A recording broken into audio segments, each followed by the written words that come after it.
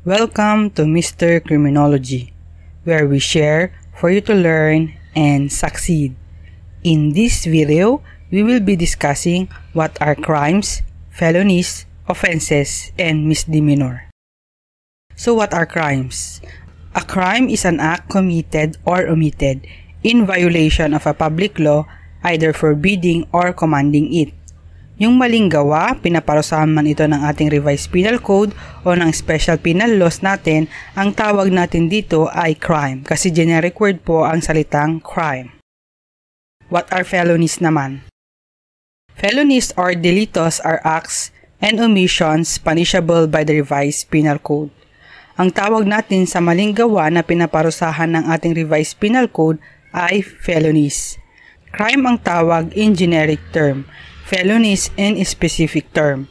Example nito ay parricide, infanticide, murder, homicide, etc.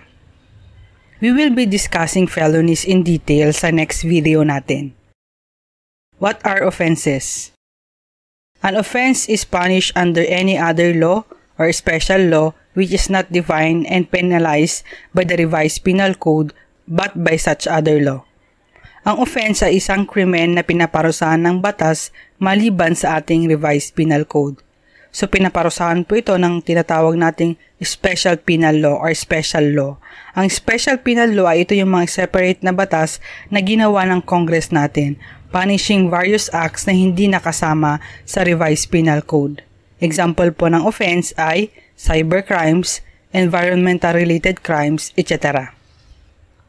Ano naman ang misdemeanor? A misdemeanor is a minor infraction of the law, such as a violation of an ordinance. A misdemeanor is less serious than a felony.